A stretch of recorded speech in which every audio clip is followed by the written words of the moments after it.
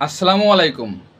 বাংলাদেশের ইতিহাসে বিরল ঘটনা ঘটে গেল, যা স্বাধীনতার 53 বছর পরেও এমনটি ঘটবে এটা কেউ আশাই করেনি। বিএনপি কাজের কাজ করেছে, দারুণ একটি কাজ করেছে। কি করেছে?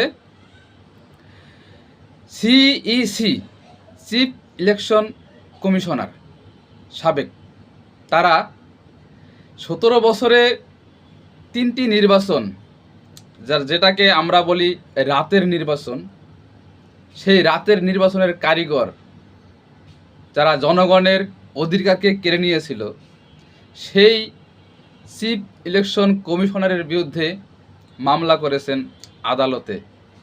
ধন্যবাদ বিএনপিকে এরকম ঐতিহাসিক সিদ্ধান্ত নেওয়ার জন্য। ঘটনা তো আরেকটি ঘটে গেছে।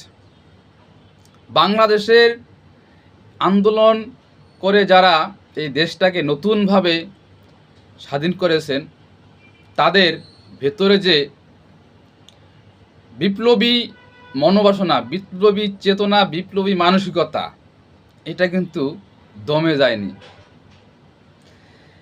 এই chief election commissioner Nurul Huda, তাকে এমনভাবে অপমানিত, লাঞ্ছিত করা হয়েছে, যেটা তারা কখনোই কামনা করেনি এবং তারা কখনোই স্বপ্নেও ভাবতে পারেনি যে তাদের জীবনে এইরকম একটি অপমানজনক মুহূর্ত নেমে আসবে।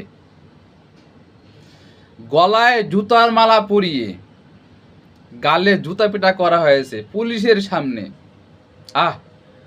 তাদের এই 17 বছরে কতই না ক্ষমতা ছিল। কখনো কি ভাবতে পেরেছেন তাদের জীবনে এরকম লাঞ্ছনা বঞ্চনা নেমে আসবে? কি বিলাসী জীবন, কি আয়েশি জীবন, কি ক্ষমতা, কি দাপট তাদের সামনে।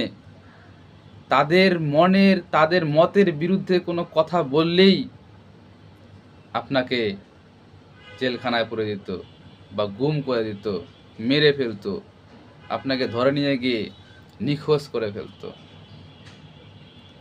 ইতিহাস থেকে শিক্ষা নিন।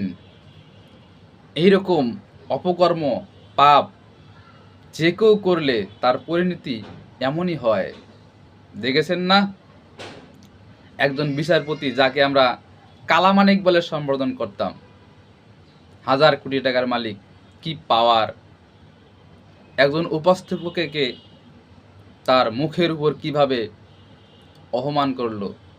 আরে ক্ষমতা! শেষে কি দেখা গেল? ইন্ডিয়ার বর্ডারে গিয়ে কলার পাতায় শুয়েছিল। এটাই বাস্তবতা ভাই।